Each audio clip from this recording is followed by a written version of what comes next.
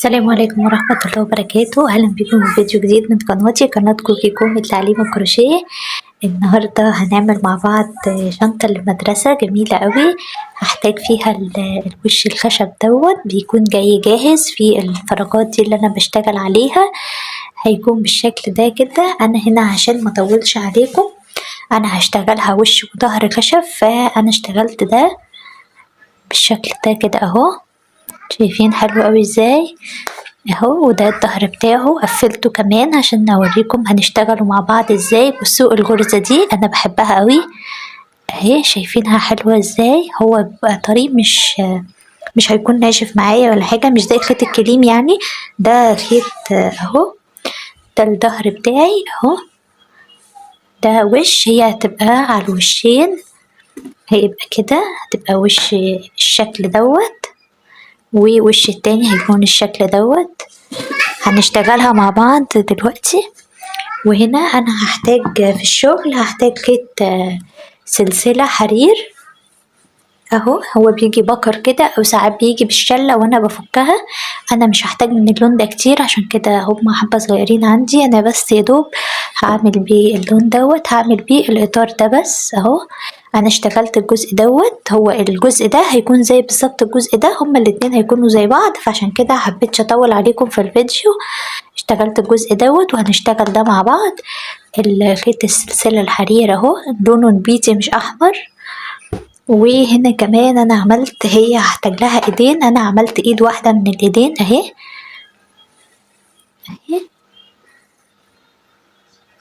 اهي. طول الايد بتاعتها 50 سنتي.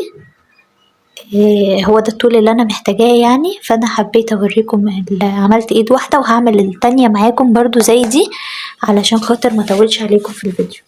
نبدأ الفيديو. انا هشتغل بإبرة رقم 5.5 اهي، شايفينها اهي. هشتغل بإبرة رقم 5.5 وهفتح الخيط بالشكل ده كده اهو. القفلة بتاعته اهي اهي بالشكل ده كده.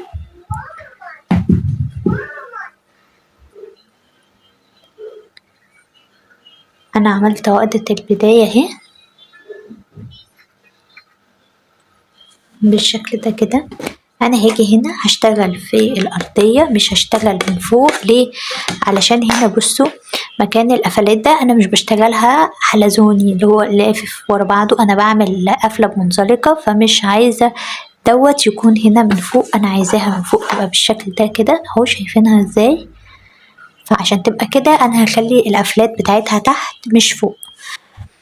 فهشتغل هنا من النص بالظبط كده.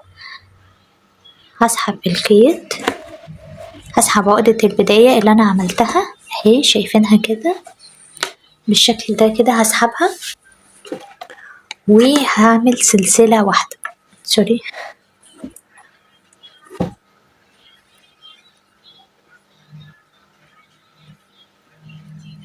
بالشكل ده كده. هسحب عقدة البداية من النص اهو، وهعمل سلسلة واحدة بس.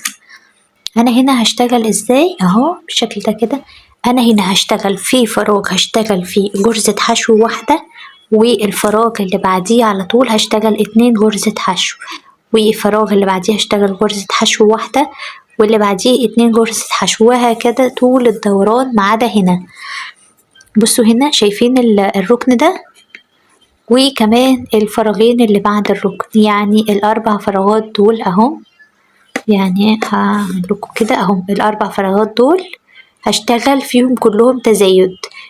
كل فراغ هشتغل فيه 2 غرزة 2 غرزة حشو، يعني مش هشتغل 2 1 2 1، لا هشتغل 2 2 2 2 في كل فراغ 2 غرزة حشو.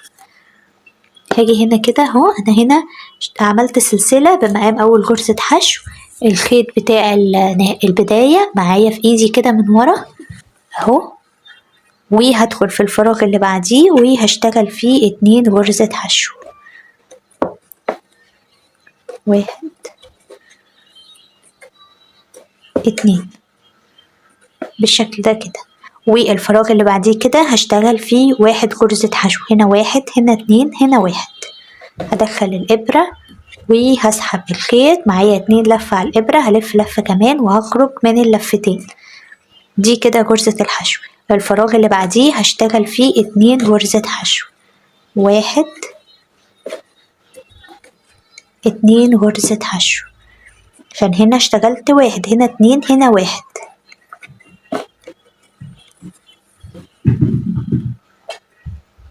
بالشكل ده كده. هنا غرزة حشو واحدة، وصلت ل4 غرز اهو اللي انا قلتلكم عليهم، هشتغل فيهم كلهم 2 غرزة حشو. يعني هاجي هنا اشتغل 2 غرزة حشو، 1 2، والفراغ اللي بعديه برضو 1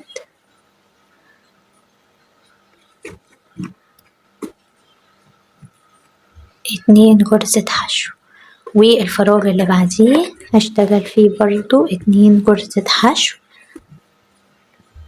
ليه بقى؟ هنا ده الكورنر بتاعي من تحت، واخر فراغ هشتغل فيه 2 غرزة حشو.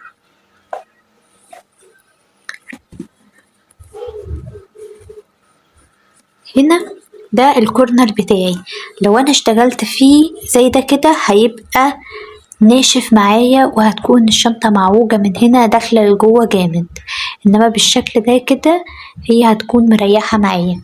هاجي هنا بعد ما عملت في كل فراغ في ال4 2 غرزة حشو، هاجي هنا وهشتغل هنا 1 غرزة حشو واحدة بالشكل ده كده، وبعديها هشتغل 2 غرزة حشو، وهكذا. انا مش هيكون عندي اي تزايد تاني، هشتغل بنفس الطريقة دي السطر كله لحد ما اوصل هنا عند ال4 دول. انا هوصل هنا وهرجع لكم واوريكم انا عملت ايه في الحتة دي، ولحد ما نوصل هنا هخلص شوية وارجع لكم تاني عشان ما اطولش عليكم.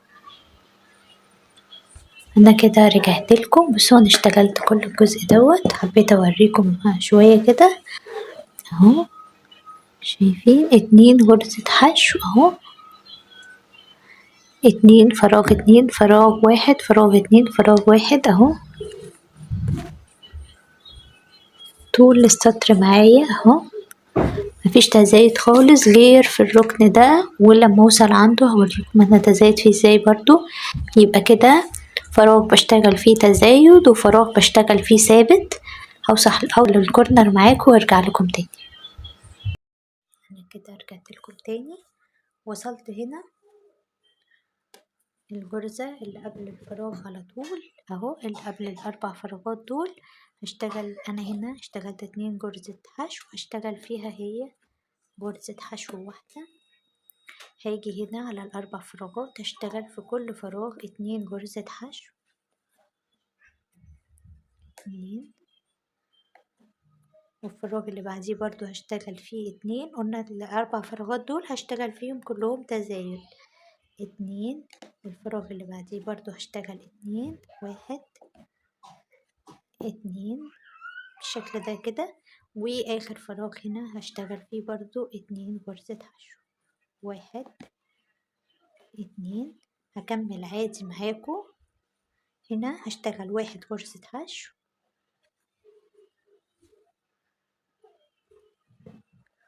والفراغ اللي بعديه هشتغل 2 غرزة حشو، 1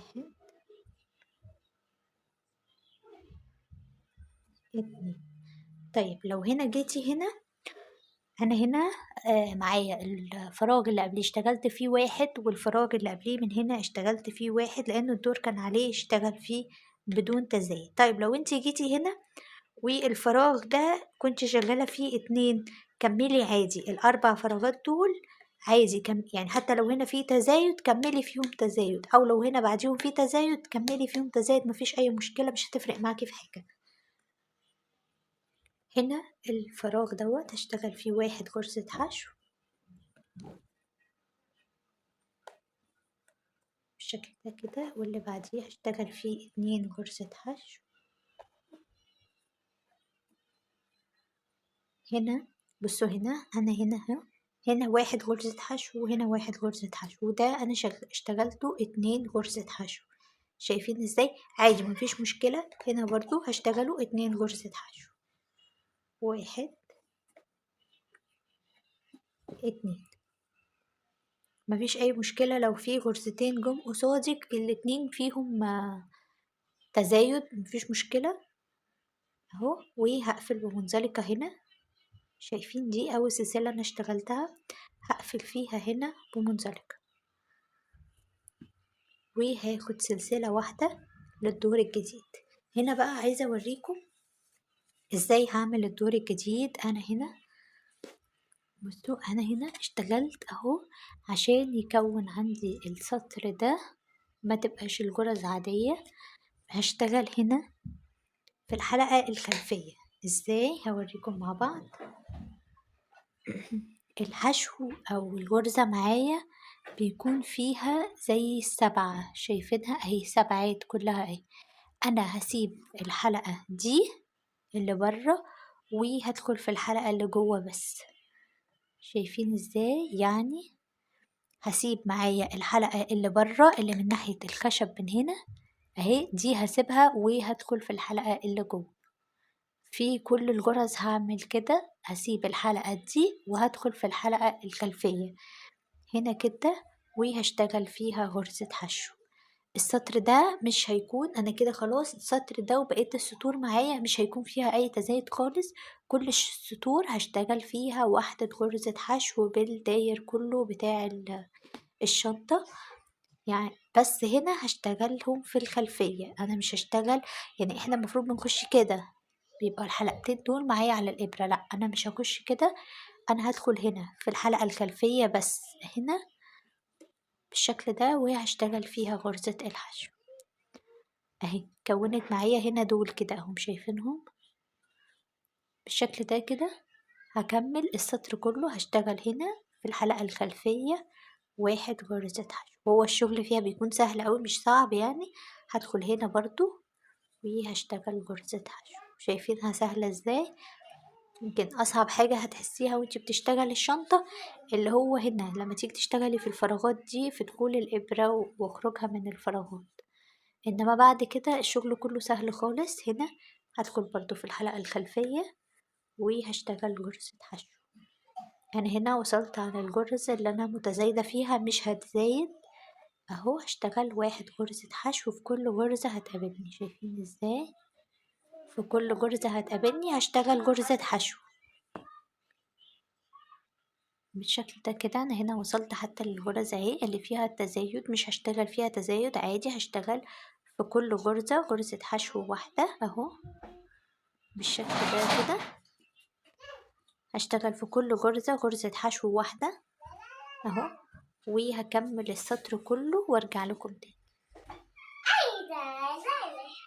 بالشكل ده كده. انا رجعت لكم تاني. هنا انا اشتغلت اهو السطر كله بالشكل ده كده اهو بغرزة الحشو الخلفية. بصوا بقى كونت عندي ايه، كونت عندي زي ما انتوا شايفين السلسلة دي الصغيرة دي تحت بتدي شكل حلو قوي اهو. شايفينها كده هنا اهي، شايفين السلسلة الصغيرة دي اهي كده. انا اشتغلت السطر كله اهو بغرزة الحشو الخلفية بالشكل ده كده، ورجعت لكم هنا. دول هنا كده اخر غرزتين معايا. هدخل في الغرزة وهشتغل حشو، وهدخل في الغرزة اللي بعديها وهشتغل حشو. خدي بالك الغرزة دي مهمة عشان لو مشتغلتيهاش هتبقى مش مظبوطة الشنطة. وخدي بالك برضو وانت بتشتغلي دي مش غرزة، دي المنزلقة اللي انا بقفل بيها. يعني لو انتي لسه في البداية ممكن تعلميها بماركر بدبوس مشبك هنا، تعلمي الغرزة المنزلقة اللي انتي بتشتغلي عشان ما تشتغليش فيها بالشكل ده كده. فهي دي اهي، يا رب تكون واضحة. بس انا اهي دي منزلقة مش هشتغل فيها، دي اول سلسلة انا ارتفعت بيها هدخل فيها وهسحب الخيط وهاخد منزلقة بالشكل ده كده اهو. سوري اهي هاخد كده منزلقة، هرتفع سلسلة واحدة للسطر الجديد اهو، وهبدأ أكمل شغل معاكم. هنا أنا مشتغلاها كلها الشنطة بحشو في الحلقة الخلفية عشان تكون عندي، لو انتوا شايفينها السطور دي كده.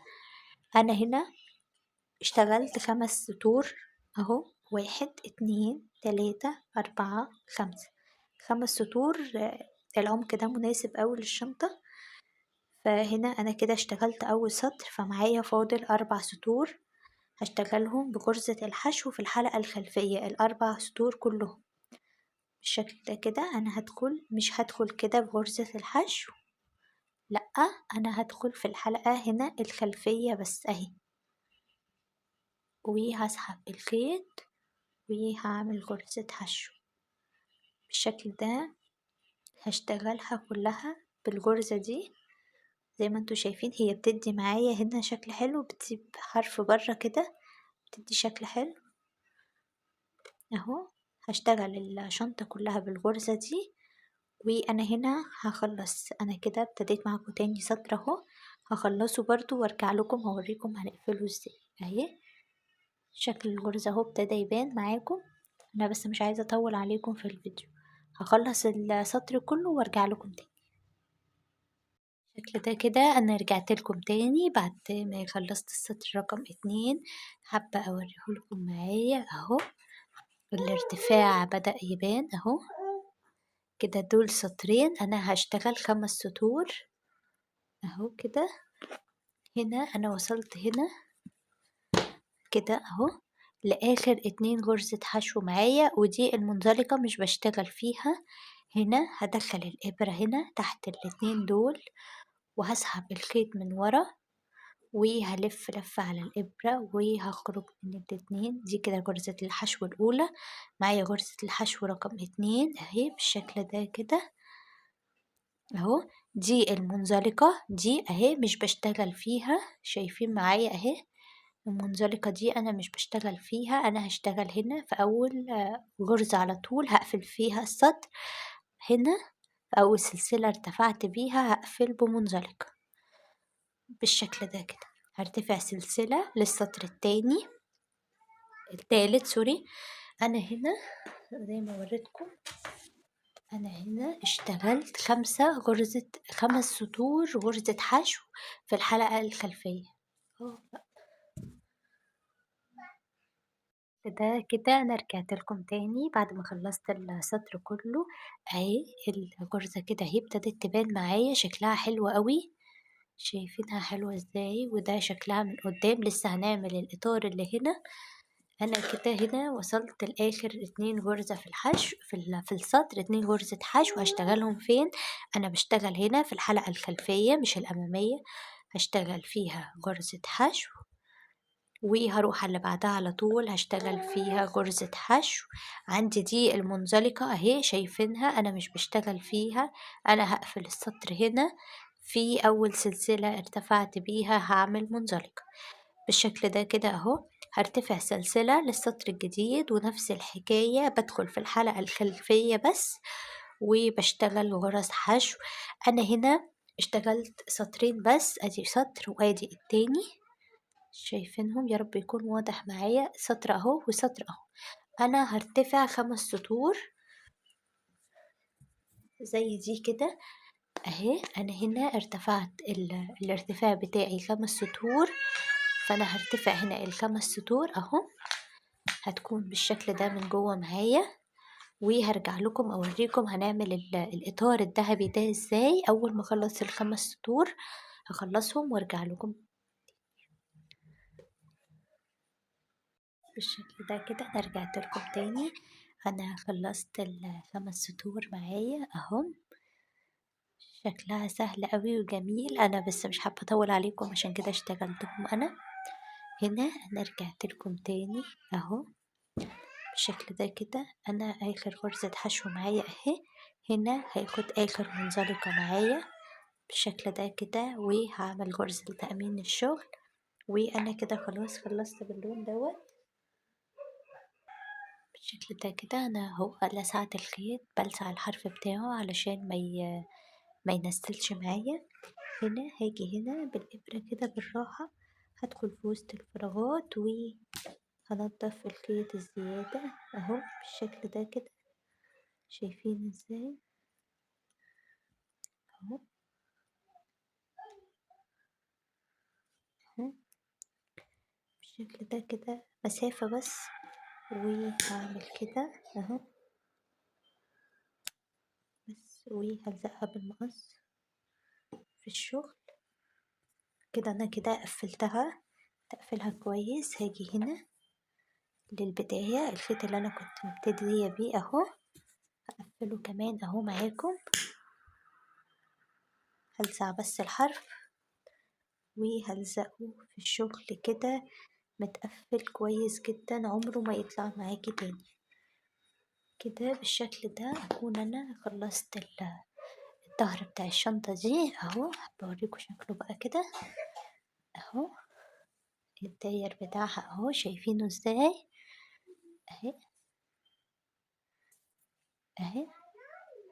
والشنطة التانية الوش التاني اهو. النهاردة بقى انا دلوقتي هعمل الاطار الذهبي ده اهو. هنا اهو الخيط الذهبي برضو سلسلة حرير. هعمل ايه؟ هعمل عقدة البداية بالشكل ده كده، عقدة البداية اهي. وهاجي هنا في اول فراغ انا اشتغلت فيه هدخل الابرة وهسحب من ورا اهو الخيط ده كده بالشكل ده كده. انا سحبت الخيط بالشكل ده كده، عقدة البداية اهي. والخيط معايا هنا شايفين ازاي اهو.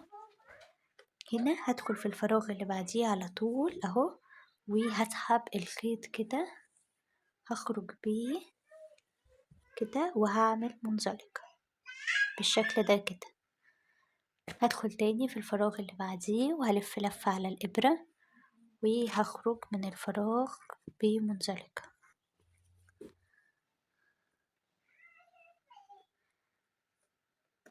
بالشكل ده كده. تاني هدخل في الفراغ وهلف لفة وهخرج منزلقة. سهلة قوي على فكرة، هي مش صعبة اهي. بدخل في الفراغ بلف لفة. بصوا انا دخلت هنا، خدوا بالكم ما يبقاش الشغل كده عشان ما يتنيش. هلف لفة من ورا اهي اهي، لفيت لفة هنا على الإبرة وهخرج بيها من هنا، وهخرج من الحلقة اللي معايا كمان منزلقة. هنا انا كده هكمل الداير كله بنفس الطريقة دي وهرجع لكم تاني. انا كده رجعت لكم تاني بعد ما اشتغلت كل ده معايا اهو. حابة بس اوريكم عشان انا كده ببقى بشرح، حابة اوريكم انا بشتغله ازاي بطريقة سهلة. انا بخلي الشنطة على الجنب ده كده، الغرز اللي انا هشتغل بيها فوق اهو، والخيط معايا من هنا. حابة بس ممكن اتناديه كده عشان اوريكم الطريقة اهو. الخيط معايا من هنا وهنا الفراغ، بروح على الفراغ اللي بعديه على طول، وايدي من هنا على طول بتلف لفة كده اهي كده، وبخرج بيها من هنا وباخد منزلقة بروح بيها على الفراغ اللي بعديه على طول. ايدي من هنا بتكون لفت لفة وبخرج وباخد منزلقة اهو بالطريقة دي كده. شايفينها سهلة ازاي اهو. أنا بس حبيت اوريكم انا بشتغلها ازاي بطريقة سهلة اهي، مش بتاخد وقت خالص اهي. وده شكلها، هكملها وارجع لكم. انا هنا كده وصلت للنهاية، حبيت اوريكم هقفلها ازاي بطريقة اللي هي متبانش فيها بداية ونهاية بالشكل ده كده. انا هنا دي اخر حلقة معايا على الابرة اهي. انا طولتها شوية عشان اوريها لكم اهي بالشكل ده كده. برضو هطولها شوية كده وهخرج بيها من الابرة. شايفين الفراغ ده اللي انا ابتديت فيه شغل، انا هدخل فيه بس من ورا كده، وهاخد الحلقة دي اهي هحطها على الابرة كده وهسحبها لورا بالشكل ده كده. بصوا اتقفلت بطريقة سهلة ازاي اهي. هاجي هنا اهي هلف لفة كده على الابرة وهخرج بيها بالشكل ده، وهلف لفة كمان وهخرج بيها كده بالشكل ده كده. انا خلاص خلصت، عملت سلسلة لتأمين الشغل هقصه اهو بالشكل ده كده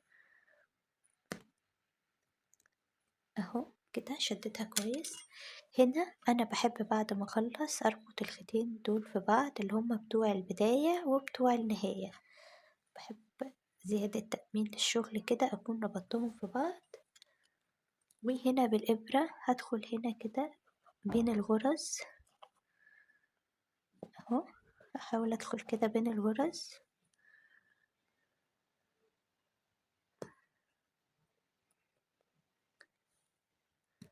اهو كده، وهسحب الخيط كده اللي هو هقفله. دي صغيرة فخلاص مش هعمل فيها حاجة تاني، يدوب بس هلسعها.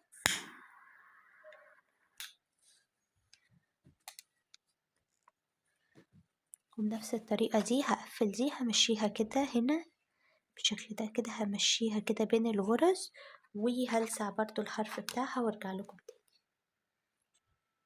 انا كده قفلتها بالشكل ده كده، اكون خلصت الوشين. ادي اول وش وادي تاني وش، هوريكم دلوقتي مع بعض هنقفلهم ازاي. اهو الوش ده برضو مقفلاه من جوه، شايفين شكله حلو ازاي؟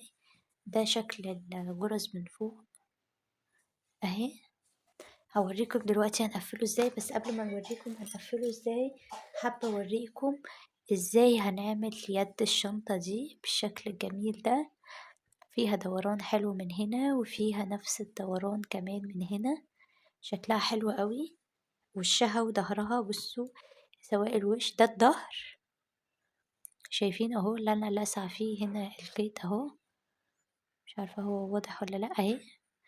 ده الظهر ده الوش، سواء الظهر سواء الوش شكلها حلو. هوريكم مع بعض دلوقتي ازاي نعملها.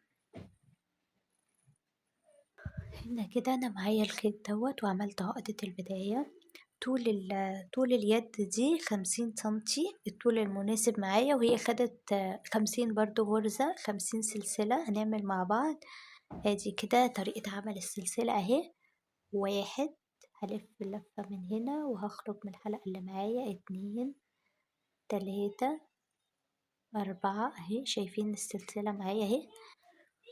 خمسة، ستة، سبعة، تمانية، تسعة، 10. أنا هعمل 50 سلسلة كلهم وارجع لكم تاني.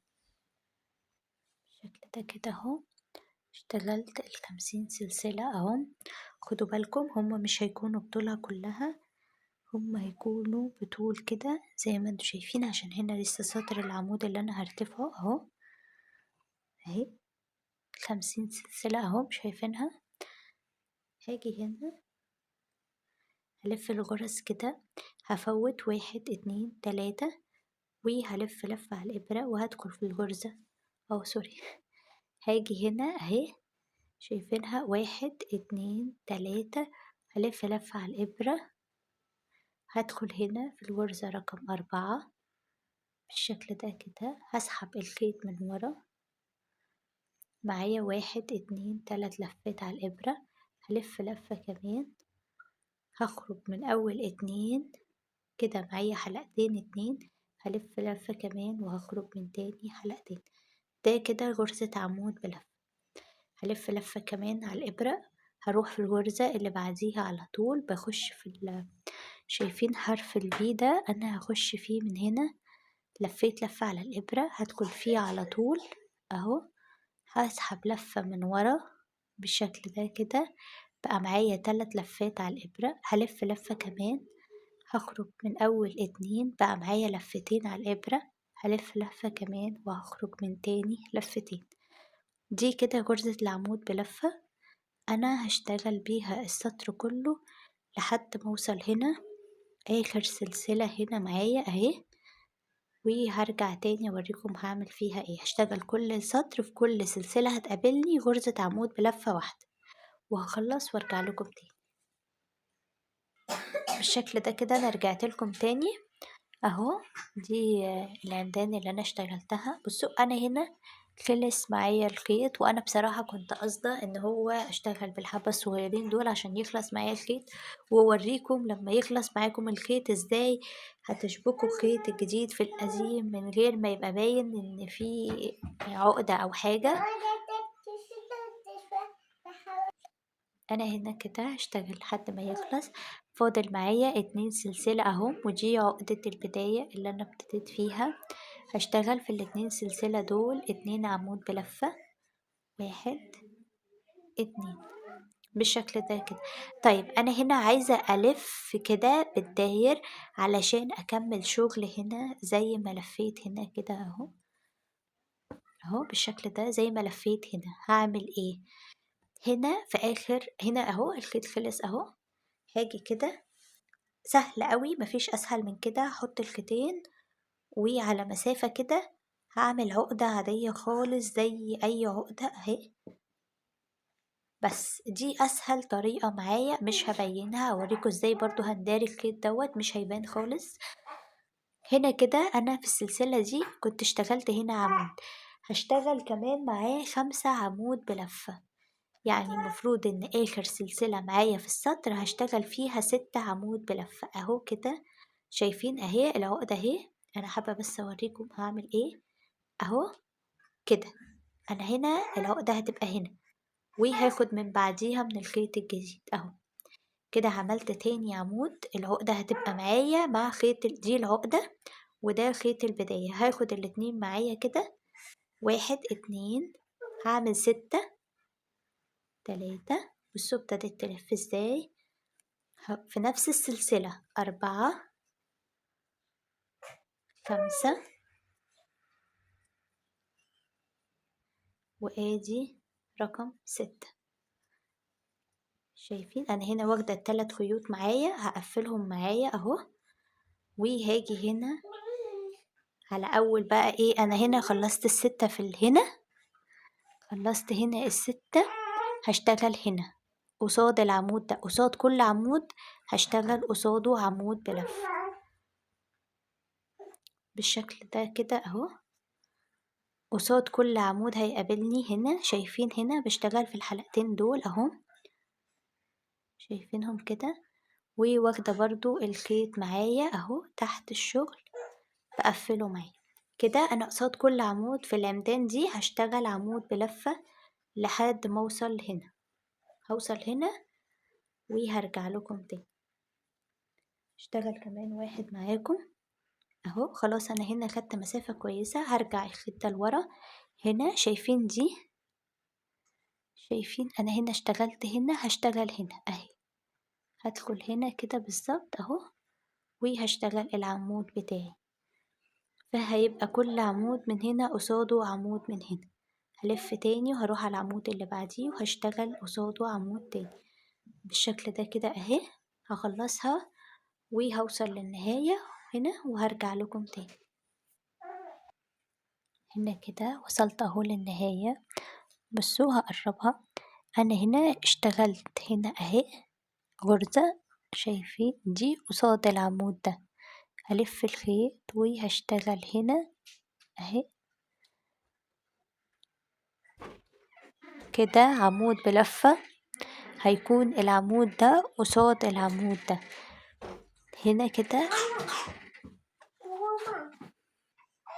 اهو بالشكل ده كده، عمود قصاد العمود. هعمل في نفس المكان كمان 4 عمود. يبقى هنا 1 2 3، شايفين في نفس المكان 1 2 3. وده عمود 4، وده هنا لو تاخدوا بالكم بتاع البداية عمود فهو 5. يبقى فاضل لي عمود واحد على الرقم 6. يبقى هنا في آخر غرزة أنا اشتغلت فيها 5 عمود بلفة أهو. وهنا بحسب ده معايا اللي هو أول 3 سلاسل أنا سبتهم، هقفل فيهم هنا بمنزلقة كده. بقوا معايا هنا 6 عمود زي ال6 عمود اللي هنا بالظبط اهو. سهلة قوي على فكرة، يعني بعمل في هنا في آخر غرزة 6 عمود بلفة، وهنا في آخر غرزة في السطر 6 عمود بلفة. هاخد سلسلة لتأمين الشغل وخلاص هقص الخيط وارجع لكم تاني. كده أنا رجعت لكم تاني. أنا هنا خلصت اليد أهي، حبيت أقفلها معاكم بالإبرة أهي. هدخل هنا في الظهر في أي كده بين الغرز، وهسحب الخيط ده كده أهو، هاخده معايا مسافة بالشكل ده كده.